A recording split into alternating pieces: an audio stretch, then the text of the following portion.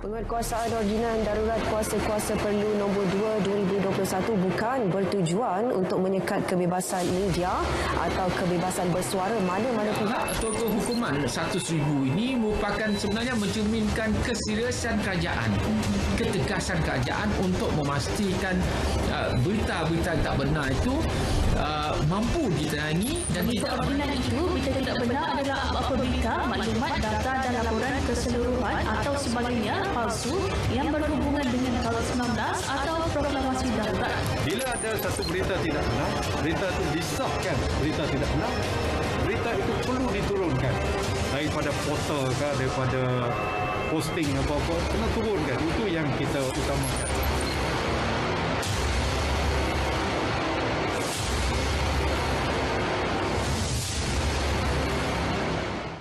Assalamualaikum dan salam muhibah. Ramadan Mubarak diucapkan kepada semua umat Islam yang memulakan ibadah Ramadan pada hari ini, 1 Ramadan 1442 Hijrah. Mudah-mudahan semuanya diberkati dan diberikan keberkatan dalam usaha kita menyempurnakan ibadah pada kali ini. Dan suasana di Kuala Lumpur baru saja tenang-tenang selepas sedikit ribut beberapa kejadian banjir kilat kelihatannya berlaku untuk tempoh mungkin hari yang kedua. Dan untuk itu mudah-mudahan semuanya dapat selamat, senang sampai ke destinasi masing-masing. Kesempatan ini juga untuk kami teruskan dengan agenda mencerdaskan umat dengan berbicara di dalam kerangka bicara naratif. Dan anda pun telah menyaksikan bingkisan yang kami sediakan awal, perbincangan berkait tentang Ordinan Darurat Kuasa-Kuasa Perlu Nombor 2 2021. Apa ertinya ordinan ini dan bagaimana kesannya, termasuk juga cuba menangani beberapa tanggapan yang setengahnya meleset berkait tentang adanya ordinan ini di dalam usaha kita untuk meluruskan pandangan awam berkait tentang isu-isu semasa, pastilah berkait tentang berita tidak benar dan juga lebih spesifik lagi tentang proklamasi darurat serta COVID-19 ini. Maka kami bawakan wewenangannya, pihaknya, otoritinya untuk berbicara tentang topik ini. Panel yang pertama di sebelah saya, setiap kali nak bercakap tentang digital, online media ni, medsos ini, maka Cik Zulkarnain Muhammad Yassin lah orangnya. Ketua Pegawai Kawal Selia MCMC. Nak sebut MCMC ke SKMM? MCMC. Okey. MCMC, kalau bimbang jangan main-main dengan dia kerana dia boleh tutup akaun Facebook kita. Akaun TikTok pun boleh. Boleh. Dia pantas dia jawab. Pantas dia jawab dengan yakin boleh. Dengan bantuan penyedia platform. Tengok tu. Tapi nombor dia ni semua laman medsos dia tengok. Encik Zul telefon. Maksudnya ni siapa punya akaun pula nak ditutup. Jadi jangan main-main dengan Cik Zul. Dan sepanjang pengalaman saya dengan dia, tidak berganjak lagi dari portfolio itu, Ketua Pegawai Kawal Selia MCMC. Terima kasih Cik Zulkarnain. Ramadan pula kita berjumpa. Alhamdulillah. Dah bersama. Yeah. Dan juga kami gandingkan bersama DCP Ahmad Taufik bin Abdullah, Timbalan Pengarah Forensik Perancang Strategik Jabatan Siasatan Jenayah Bukit Aman. Tuan Taufik, Assalamualaikum. Waalaikumsalam warahmatullahi. Selalunya kita bayangkan ini jenayah berat saja dengan Tuan Taufik ini ya. Ini dianggap berat, ringan, terlalu ringan dalam kacamata Jabatan Siasatan Jenayah. Bagi Jabatan Siasatan Jenayah, apa-apa kes yang melibatkan jenayah akan disiasat oleh Jabatan Siasatan Jenayah. Okey, jadi yang hari ini berkait tentang ordinan darurat ini, kita akan macam mana nak memahami letak duduknya ini, SKMM dan juga PDRM bila kita membicarakan tentang ordinan darurat ini. Cik Zul. Terima kasih.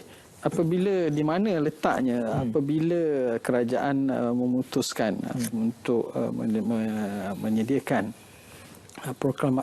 undang-undang darurat kuasa-kuasa perlu nombor 2 ini, dua agensi yang telah dikenal pasti untuk menerajui penguatkuasaan ordinan darurat ini adalah yang pertamanya adalah pihak PDRM dan yang kedua adalah MCMC. Kita lihat di sini kita saling melengkapi kerana di bawah ordinan ini apa berita tidak benar berkaitan dengan proklamasi darurat dan juga COVID-19 sama ada dalam bentuk penulisan terbitan di platform tradisional ataupun juga di platform elektronik dan media sosial, itu adalah di kepakaran masing-masing. Jadi kami di MCMC memanglah secara terus ataupun langsung apa-apa sahaja yang berkaitan dengan internet, MCMC. Walaupun dalam setengah-setengah keadaan itu di bawah bidang kuasa agensi penguatkuasaan yang lain. Jadi kita dilihat sebagai frontliners berkaitan dengan isu-isu yang ada di media elektronik dan juga platform internet. Sebab itulah kita lihat bahawa dalam membicarakan berita tidak benar ini, kalau dulu fitnah dan sebagainya dia dalam bentuk tradisional tulisan yang dicetak, tetapi sekarang dalam bentuk medium yang baru, penyampaian yang baru, iaitu medium elektronik.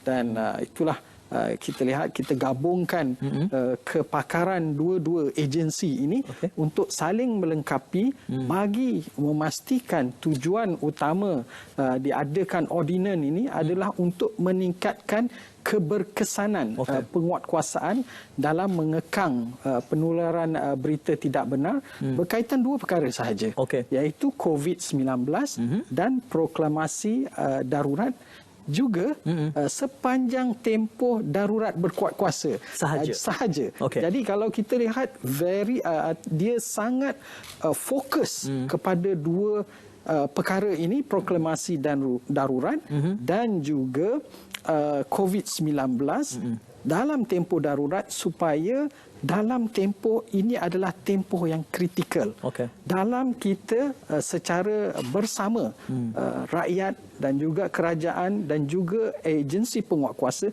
memastikan bahawa usaha-usaha kita untuk menangani COVID-19 ini tidak dikacau ganggu oleh perkara-perkara yang boleh menggugatkan keyakinan dan juga keyakinan masyarakat terhadap usaha yang kita hendak laksanakan dan matlamat yang hendak kita capai. Sebab itu diperlukan satu undang-undang yang ramai ataupun ada yang beranggapan ia bersifat tidak adil, tetapi kalau kita perincikan, lihat secara keseluruhan perkara ini, ia adalah sesuatu yang sangat kemas, tepat dan perlu, sesuai untuk menangani masalah yang kita sedang hadapi sekarang. Okey, kita akan soal lanjut lagi bila bercakap soal kekemasannya itu.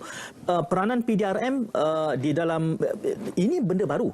Selama mana ordinan darurat ni? Katanya dalam sebulan lebih baru kita penguatkuasaannya. Tuan Taufik.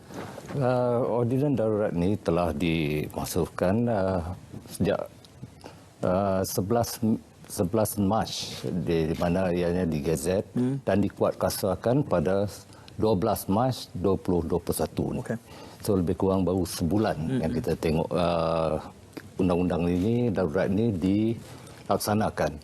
So daripada segi siasatan, bagaimana yang kita sedia maklum, pasukan polis Diraja Malaysia ini, terutama Jabatan Siasatan Jenayah ini, akan menjalankan siasatan kes-kes ataupun kesalahan-kesalahan di mana yang melanggar peraturan atau undang-undang yang telah ditetapkan.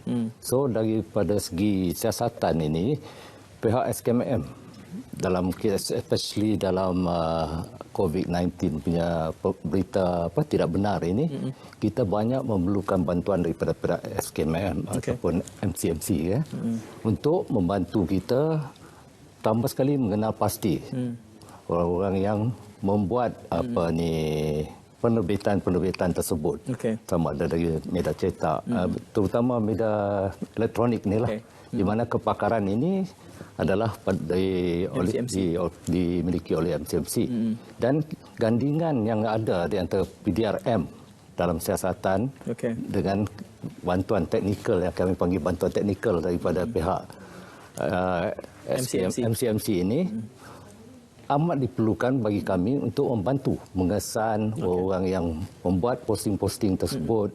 Dan selain dari itu juga kita nak tengok dari mana media platform mana yang digunakan dan sebagainya. Dan hasil siasatan ini pihak polis akan mengumpul keterangan-keterangan yang ada dengan bantuan pihak SKMM di MCMC ini. Dan kita akan tengok whether we have a case. Kita ada case untuk dibawakan ke keperadilan atau sebaliknya. Tadi Tuan Taufik, Cik Zul ada menyebutkan soal tempoh. Ini terpakai hanya sepanjang dalam tempoh darurat ini saja. Okey, untuk akta ni ordinan ini apa dipanggil ordinan darurat kuasa perlu. Bilangan nombor 2/21 ni hanya boleh dikuatkuasakan sehingga proclamation darurat ini masih terpakai. Iaitu kalau kita tengok kalau ikut daripada ni dia dalam bulan Ogos akan dijangka. Kenyataannya Ogos tapi bergantung kepada kes COVID juga. Yes. Ada kemungkinan di awal mungkin di So bagi tempoh ini kita akan menggunakan ordinan ini untuk menjalankan siasatan, untuk mengambil tindakan terhadap pesalah-pesalah ataupun orang-orang yang kita syaki melakukan kesalahan di bawah ordinan ini. Kalau tadi digambarkan bahawa kesalahannya dua ataupun subjek matternya, saya tak akan menyatakan kesalahan ini mungkin banyak, tetapi subjek matternya dua, iaitu tadi berkait tentang COVID-19, berita tidak benar dan juga proklamasi darurat. Mungkin perlukan sedikit pembutiran kerana itu agak luas kesalahan-kesalahan dinyatakan itu. Bila kita lihat sepanjang pengamatan kami, perbincangan tentang proklamasi darurat tidak banyak berkaitan dengan darurat ini tidak banyak dibincangkan. Apa yang kita bimbangkan adalah kalau kita lihat ia apa-apa bentuk berita tidak benar berkaitan dengan proklamasi darurat dari segi legitimasinya. Yang pertama. Yang kedua, berkaitan dengan mungkin akan mendatangkan kegentaran awam ataupun ajakan kepada perkara-perkara yang boleh menggugat keselamatan awam kerana membantah proklamasi darurat ini. Itu satu adalah boleh termasuk dalam ordinan darurat kuasa-kuasa perlu nombor 2 ini. Tetapi kita lihat tidak banyak daripada pemantauan yang dibuat oleh agensi-agensi, kita dapati proklamasi darurat ini tidak banyak isu. Jadi secara umumnya rakyat menerima bahawa ini adalah satu keperluan dan perbincangan pun tidak banyak, hanya mungkin kita biasalah itu isu-isu tabir urus, governance dan juga politik itu memang biasa dibincangkan dan kita pun lihat tidak ada sekatan ataupun tindakan yang diambil di bawah ordinan ini berkaitan dengan proklamasi darurat. Namun begitu, aspek yang kedua yang kita lihat dengan COVID-19 ini, kita secara umumnya kita dapati bahawa rakyat menerima satu adalah bahawa ini adalah needed measures ataupun perkara yang diperlukan. Jadi penerimaan itu kita lihat amatlah apa kita kata bila ordinan ini dikuatkuasakan 12 Mac, kita dapati bahawa kes-kes telah menunjukkan trend menurun. Jadi itu yang kita katakan. Sebagai contoh saya katakan, bila kita menetapkan norma baru, sebagai contoh di bawah Akta 342 pemakaian mask, pendaftaran menggunakan MySejahtera dan pemakaian pelitup muka, SOP itu ada sandaran undang-undang dan juga ada sandaran hukuman. Jadi apabila masyarakat melihat bahawa SOP bukan SOP biasa-biasa. Ada undang-undangnya.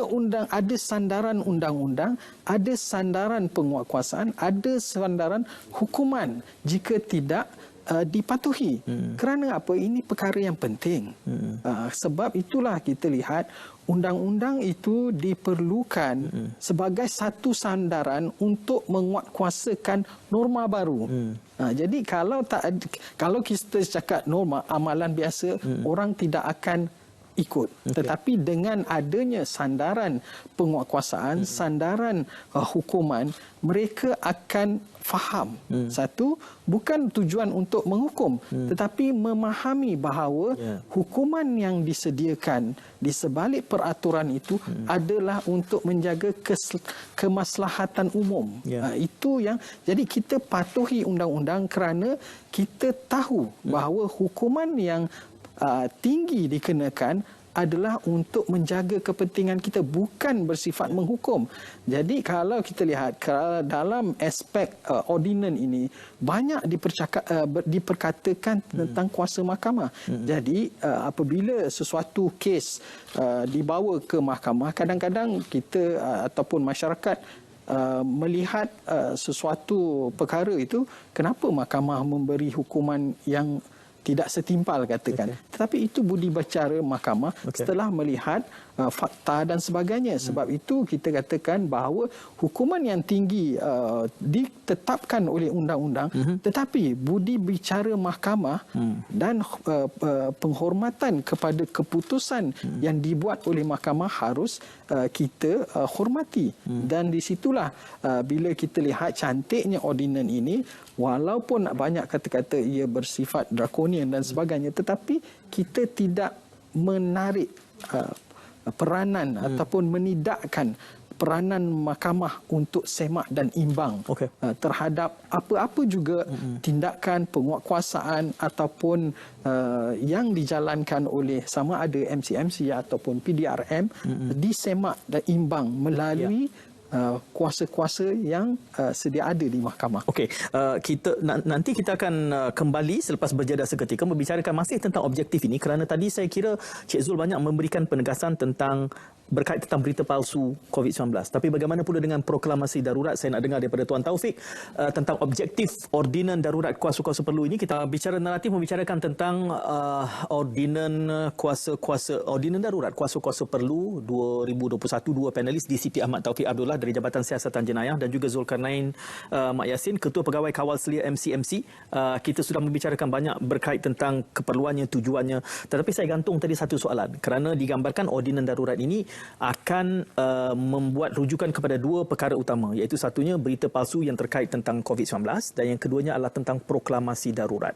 Jadi dalam kacamata PDRM melihat ordinan ini, objektifnya, tadi banyak dibicarakan tentang berita palsu, tapi proklamasi darurat ni apakah ada sudut pandangnya yang mungkin PDRM rasa perlu kita ketengahkan objektifnya? Okey, terima kasih. Dalam kerajaan mewujudkan ordinan darurat langkah-langkah kuasa-kuasa perlu nombor 2 ini, kita melihat daripada segi objektif apakah tujuan sebenarnya ordinan ini diwujudkan. Pertama sekali ianya adalah untuk memastikan isu penyebaran berita-berita tidak benar ini dapat dibendung. Kerana ini akan menyebabkan kegusaran masyarakat. Dan untuk kekangan mengekang penularan berita-berita tidak benar ini, kerana ianya akan melibatkan keselamatan umum, kehidupan ekonomi dan juga ketenteraman awam. Jika kita tengok daripada kadang-kadang berita yang tidak benar dikeluarkan ini, kerana masyarakat akan merasa bimbang dan mula mempersoalkan tentang sesuatu isu yang sepatutnya tak ada. Oleh itu, ianya akan menimbulkan berbagai masalah, kebimbangan masyarakat ini. Kemudian daripada apabila wujudnya ordinan ini, salah satu objektif dia adalah untuk mencepatkan siasatan. Kerana kita tengok, kalau kita ambil tanpa ordinan ini, siasatan ini akan mungkin makan masa yang panjang untuk kita mendapat bukti, mengumpul bukti dan sebagainya. Dengan adanya wujudnya ordinan ini, siasatan, pengumpulan maklumat, keterangan ini dapat dipercepatkan. Dan selain dari itu juga, kita ordinan ini adalah untuk menggalakkan rakyat mendapat maklumat yang betul. Itu bukannya berita-berita yang tidak benar ini. Sebaliknya, kita secara tak langsung kita hendakkan rakyat ini menerima berita yang betul ataupun maklumat-maklumat yang benar. tanpa bergantung kepada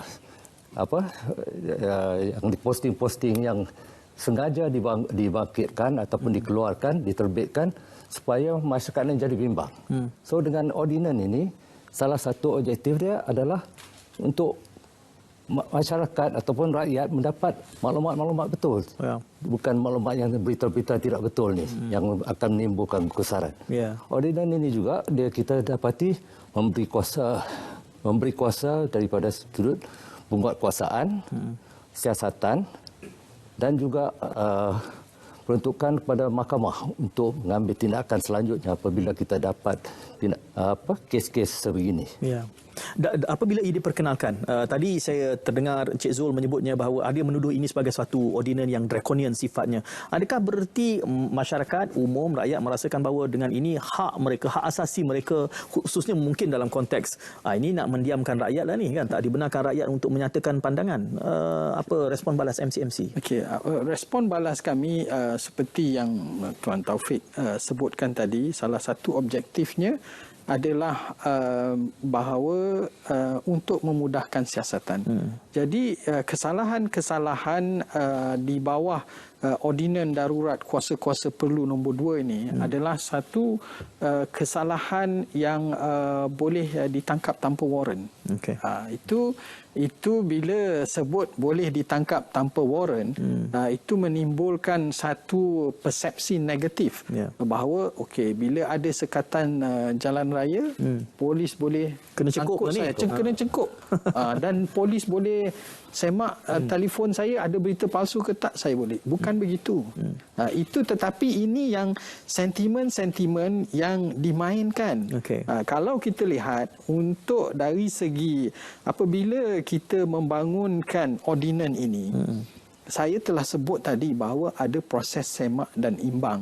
Satu proses itu mahkamah. Tetapi dari sudut pentadbiran keadilan itu sendiri, kita lihat bahawa proses yang pertama adalah satu laporan polis yang dibuat sama ada oleh orang awam ataupun pihak berotoriti tentang satu berita tidak benar berkaitan dengan COVID ataupun berkaitan dengan proklamasi darurat.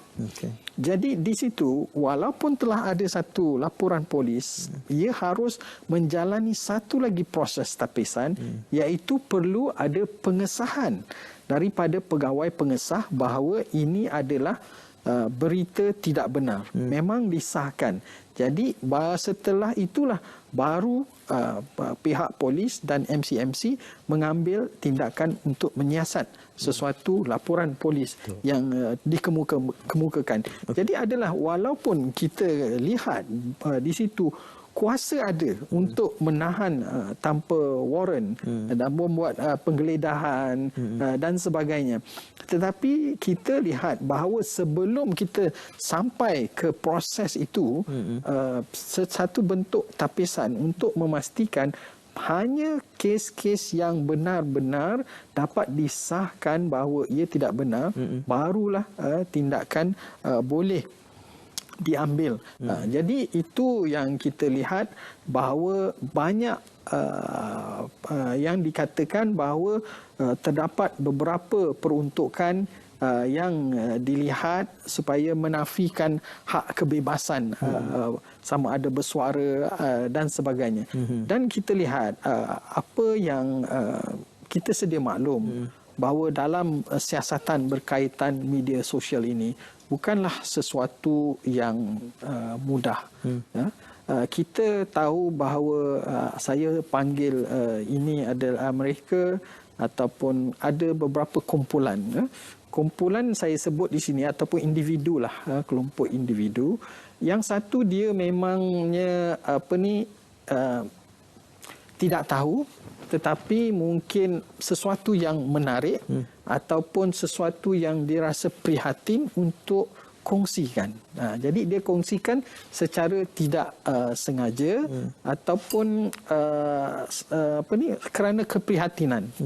Itu satu kelompok.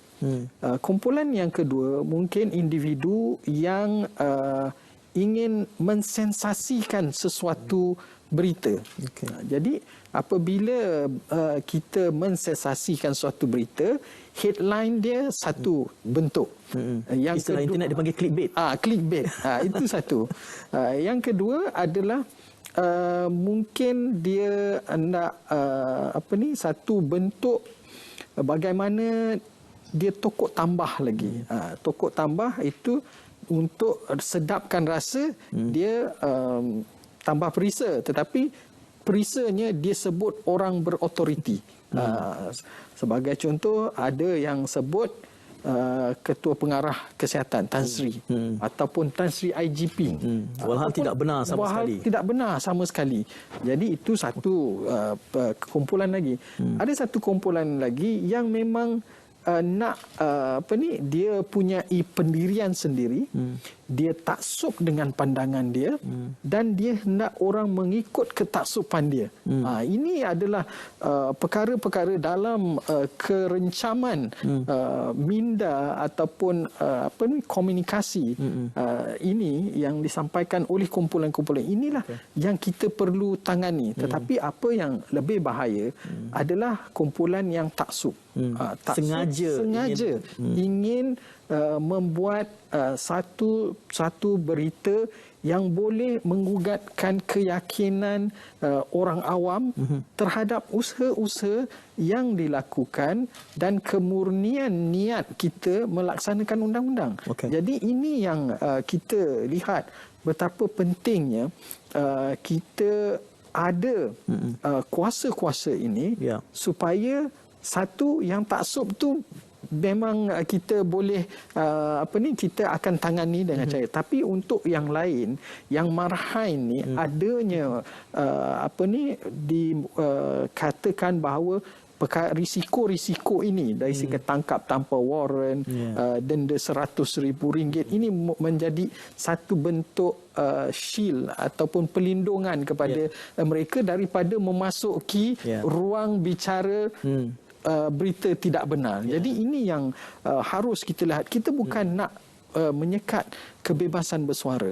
Itu satu. Saya telah sebut tadi tentang melindungi diri. Tetapi satu aspek lagi di bawah ordinan ini, kita juga ada di bawah ada berkaitan dengan COVID ni bukan untuk kerajaan sahaja, tetapi untuk juga kepada individu. Sekiranya lah saya bagi contoh Tuan Syed. Tuan Syed adalah seseorang atau sekumpulan orang yang tidak suka Tuan Syed tetapi memfitnah Tuan Syed, katanya Tuan Syed dan keluarga ada positif. Cik Zul kena jauh sikit. Jadi saya tak boleh datang. Jadi ini mungkin menjejaskan keadaan di pulau. Jika seseorang itu berniaga, dia akan menjejaskan perniagaan. Dan ada undang-undang ordinan di bawah ordinan ini, dia memberi pembelaan kepada mangsa tersebut untuk membuat satu laporan polis. Sangat mudah prosesnya. Buat laporan polis, pergi ke mahkamah, dapatkan satu perintah mahkamah untuk menurunkan kandungan tersebut. Jadi ini yang ramai tak nampak. Saya kira untuk kita nampak secara lebih jelas, mungkin kita boleh merujuk di sepanjang sebulan lebih ini pelaksanaannya, apakah sudah ada kesnya yang terpakai di dalam ordinan ini. Ordinan Darurat Kuasa-Kuasa Perlu nombor 2 2021 bersama PDRM dan juga MCMC. Saya tanyakan tadi satu soalan, Tuan Taufik. Mungkin juga kita harus melihat, kerana kelihatannya kita sudah pun ada undang-undang yang terkait tentang multimedia misalnya, dan juga kita ada Akta Berita Tidak Benar, dan kini kita ada ordinan ini. Tadi digambarkan ianya akan lebih cepat prosesnya. Mungkin elok kita rujuk terus kepada antara kes-kes yang sudah pun dalam siasatan semenjak sebulan ini. Apa yang boleh kita kongsikan, Tuan? Okey, terima kasih.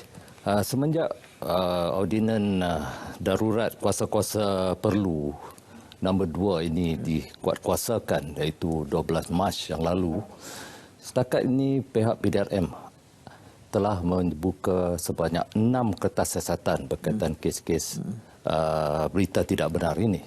Ini jelas menunjukkan bahawa pihak PDRM atau pihak polis, walaupun di ordinan ini memberi kuasa yang amat luas kepada pihak polis untuk menyiasat, menangkap, menggeledah dan sebagainya, tetapi kita baru setakat ini hanya 6 kes yang kita buka. Ini menunjukkan bahawa kita tidak sewenang-wenangnya menggunakan ordinan ini untuk macam seperti mana yang disebut tadi, macam satu benda untuk menghalang orang daripada satu kebebasan, menghalang kebebasan bersuara oleh dia. So bukan semua kes yang kita akan, setiap laporan itu kita akan tapis dan pastikan yang betul-betul ada unsur-unsur berita tidak benar, barulah kita akan membuka siasatan dan ambil tindakan susulan. So ini jelas bahawa PDRM tidak sewenang-wenangnya menggunakan kuasa-kuasa darurat ini untuk mengambil tindakan kepada setiap komen ataupun penerbitan yang dibuat. Kita akan tapis dan kita dengan bantuan pihak MCMC kita akan tengok sama ada butir-butir yang di terbitan tersebut mengandungi apa-apa berita tidak benar ataupun berita itu mungkin benar dan separuh benar dan sebagainya. So ini adalah jelas bahawa kita tak sewenang-wenang menggunakannya. Ya. 6 kertas siasatan ni, Tuan Taufik, ia daripada berapa laporan sekiranya ada datanya? Laporan mungkin lebih saya tak dapat beri data je, tapi laporan memang banyak kita terima laporan. Tetapi akhirnya kita akan buat tapisan dengan pihak SKMM dan sebagainya. MCMC akan tapis dulu, kita tengok apa yang tidak benar. Kita akan minta bahagian apa kita panggil tu yang untuk pengesahan pegawai pengesah. Dia ni akan menilai dan tengok ada tak unsur-unsur tidak benar situ. Barulah kita akan mengambil tindakan, membuka kertas siasatan dan menjalankan siasatan selanjutnya. Cik Zul, 6 ini, adakah dengan sebab 6 ni kita anggap yang digambarkan tadi bahawa terdapat trend yang menurun dalam konteks berita tidak benar COVID-19 ini? Ada dua perkara ya. Yang pertama, kita lihat 6 ni, kita satu angka trend yang menurun, memang kita trend yang menurun. Yang kedua adalah berkaitan dengan bahawa laporan yang lain, bukan kita tidak siasat, ada jalan lain yang kita ambil atau apa yang kita sebutkan sebagai administrative action. Administrative action ini adalah kita laporkan terus kepada penyedia platform seperti Facebook, Instagram, Google dan sebagainya, YouTube. Itu yang saya kata nombor Encik Zul tu bahaya tu. Dia telefon je Google, tutup website tu. Jadi untuk kita bawa turun kandungan yang kita anggap bersifat tidak benar. Dan selain daripada itu juga di peringkat MCMC dalam menangani, kita bukan nak undang-undang ada, tetapi kita tidak berhenti usaha kita untuk advokasi ataupun berdakwahlah tentang perlunya amalan menyemak, perlunya kita menahan diri kita daripada mengeluarkan berita-berita tidak benar. Kita secara langsung bekerjasama dengan pihak Facebook, MCMC dan Facebook menjalankan kempen untuk berkaitan dengan COVID-19 ini. Jadi kita berkolaborasi bagaimana rakyat dan orang ramai boleh mendapatkan maklumat yang tepat. Jadi kolaborasi kita dengan penyedia platform bukan setakat untuk menurunkan kandungan, tetapi mengupayakan masyarakat. Sebab itulah kita sentiasa bekerja dalam keadaan serampang dua mata. Yang pertama, kita sebanyak mungkin untuk bercakap tentang advokasi, tentang amalan terbaik dalam melindungi diri kita daripada menjadi sama ada mangsa penipuan ataupun risiko dikenakan tindakan undang-undang. Itu kita teruskan. Tetapi seperti yang saya kata, manusia ni kalau tidak ada sandaran undang-undang, dia penerimaan dia ataupun pemahaman dia tentang risiko itu dia tak nampak. Kita nak percaya perkara yang tak nampak itu susah. Tetapi bila ada sandaran undang-undang, ada sandaran hukuman, di situ mereka nampak risikonya. Jadi peranti dirampas, akaun kena bawa turun, kena reman. Jadi itu ini harus dilakukan bersama dengan PDRM. Harus dilakukan bersama PDRM. Jadi bila mereka nampak natijah daripada ketidakpatuhan kepada undang-undang semata-mata untuk dapat clickbait ataupun untuk dapatkan populariti dan sebagainya, boleh mengundang risiko-risiko ini. Jadi sebab itu kita katakan bahawa kita dalam melaksanakan pentadbiran undang-undang, walaupun ordinan darurat ini dilihat mempunyai impak yang besar dari segi kuasa yang diberikan kepada pihak PDRM dan MCMC, tapi kita sentiasa berhati-hati dalam melaksanakan tanggungjawab kita di bawah ordinan ini. Dalam pengalaman PDRM dan juga MCMC, tadi digambarkan ada 3 profil perpetrators, pesalah laku. Satu ni yang saja-saja seronok cuai, yang kedua ni sebenarnya menokok tambah, seronok syok sendiri, yang ketiga ni saja berniat jahat. Itu yang saya faham daripada 3 profil ini. Adakah 6 ini bererti mereka ini memang berniat jahat dalam pengamatan siasatan buat masa ini, Tuan Taufik? Okey, daripada ada data kes ini, kita tengok dia pun memang tak ada niat. Tapi oleh kerana di mana yang ditekankan, menokok tambah seronok-seronok. Dia seronok tambah. Dia like to share. The problem is dia nak share tu okey, tapi dia tak check content tu whether it's true atau betul atau tidak. Okey. Itu yang penting diamati oleh setiap pengguna platform social media ni. Dia kena check. Dan dia tak boleh kata, oh saya copy, saya paste hantar ke orang. Apabila you buat menyebarkan, itu adalah satu kesalahan di bawah akta ini kalau berita itu tidak benar. So kita kena ambil responsible di situ setiap pengguna. Malangnya ke-6 kes ini masih lagi dalam pengadilan belum. Jadi kita tidak boleh membutirkan satu-satu. Saya tak pasti kalau tuan-tuan berdua boleh membutirkan bentuk kesnya. Nak juga tahu mana rupa orang ni yang nakal-nakal ni kan, kalau betul ianya bersifat sebegitu, kerana kita sudah cuba membubarkan beberapa elemen tadi, menggambarkan bahawa ia merupakan suatu cara untuk mengekang daripada kebebasan bersuara. Itu telah pun kita jawab, dan kita juga sudah melihat bagaimana jumlah kesnya digambarkan menurun.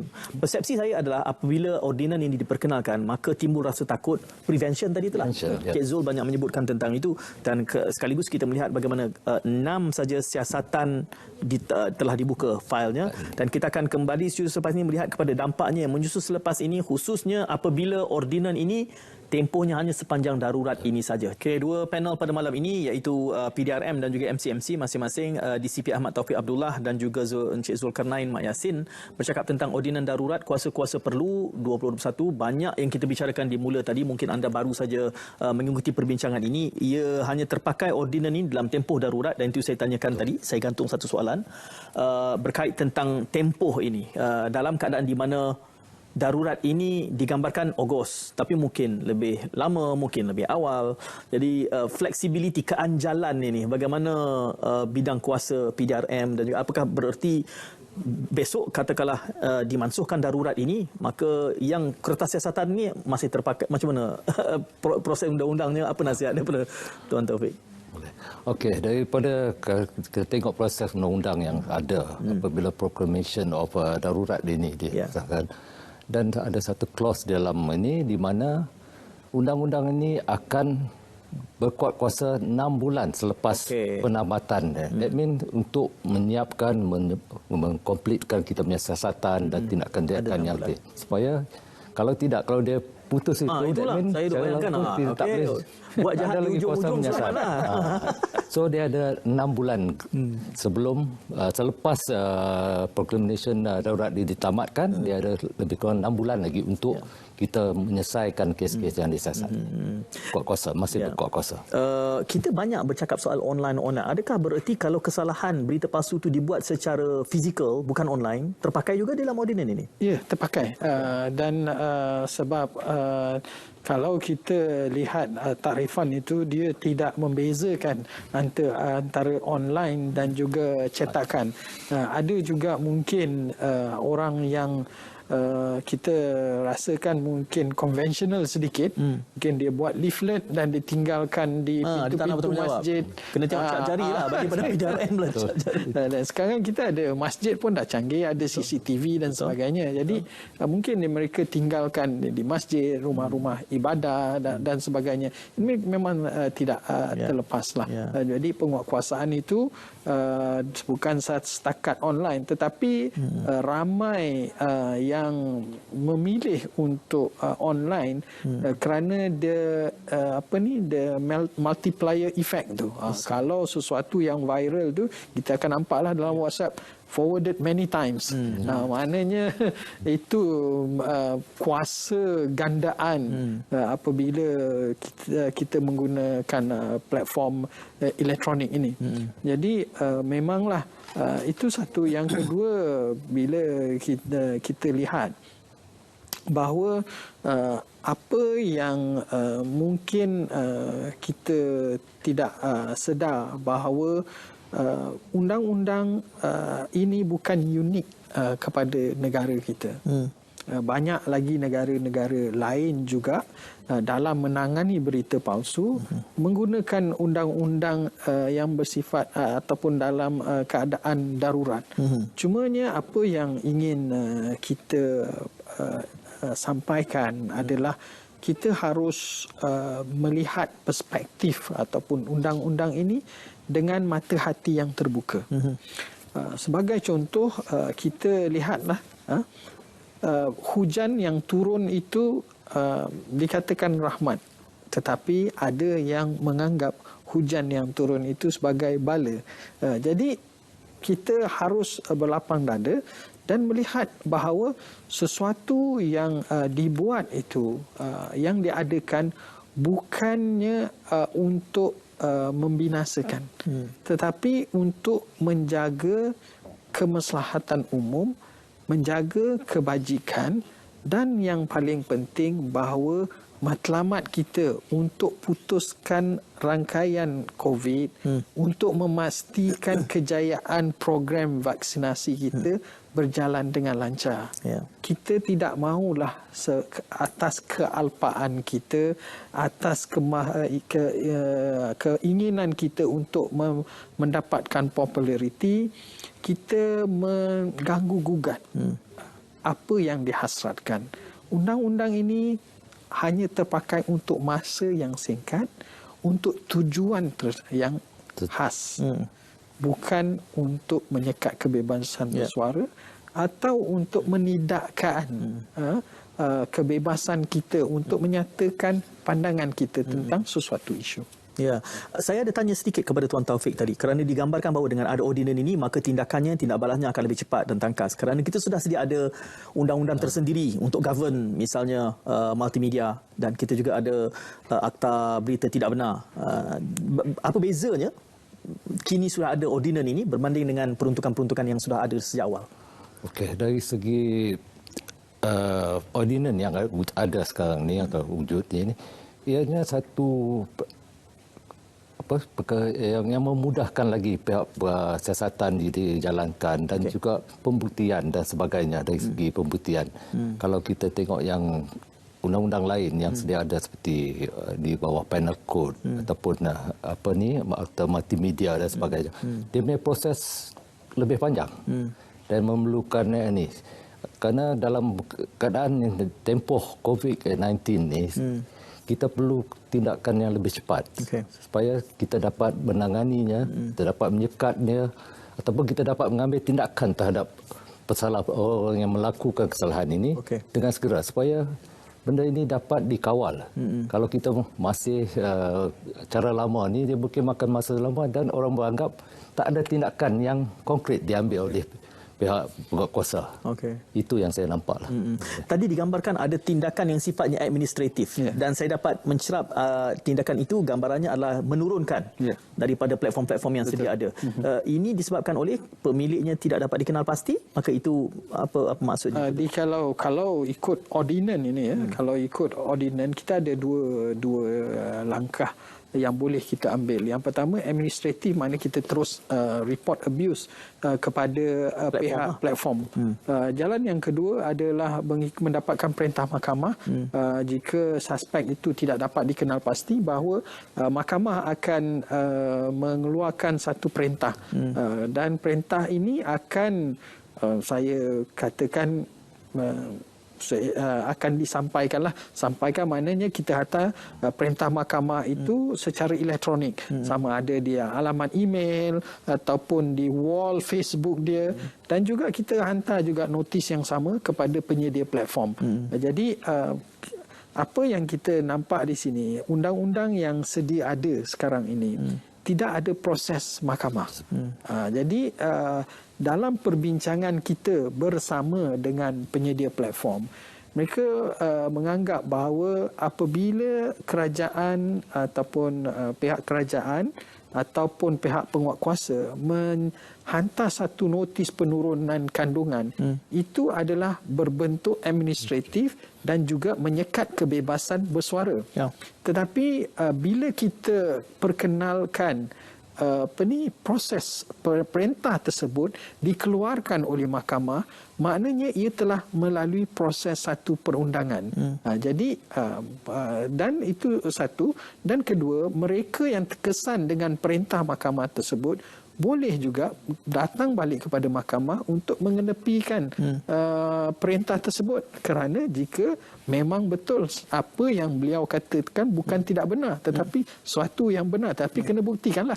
Jadi kalau kita lihat di sini, ia telus dari segi aspek bagi penyedia platform, dia lebih jelas bahawa perkara ini telah melalui proses perundangan dan penghakiman. Jadi ada badan bebas yang telah meneliti bahawa permohonan ini memang permohonan yang genuine.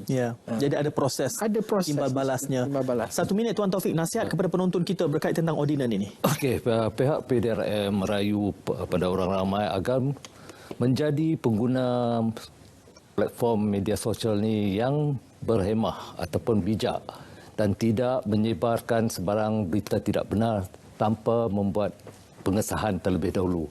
Dan pihak polis tidak tergagap untuk mengambil tindakan yang tegas ataupun berkompromi dalam untuk kita mengekang penularan berita-berita tidak benar ini. Dan akhir sekali kita berayu kepada pihak semua pengguna, jadilah pengguna yang bertanggungjawab dan elakkan daripada menyebar berita-berita yang tidak benar. Tambah-tambahlah Ramadan ni, cukup-cukuplah rehat kan. Kalau isunya yang saya timbulkan tadi, kalau memang berniat jahat, kalau dia, saya sebutkan pada Tuan Taufik dan juga Cik Zul sebelum kita ke udara, ada setengah budak-budak nakal ni dicuai saja seronok-seronok kongsi je, itu seperkara lah. Tapi kalau betul dia berniat nak memesongkan kefahaman, itulah, nanti nak minta tuan-tuan datang semula, kita nak rujuk kes ni apabila ditutup. Kita nak kaji, saya sebut tadi kepada pegawai MCMC, proses yang berlaku selanjutnya, insya-Allah. Jadi terima kasih kepada Tuan Taufik dan juga Cik Zulkarnain, dan terima kasih kepada semua penonton. Selamat menjalani ibadah Ramadan. Jumpa lagi. Assalamualaikum. Salam muhibah.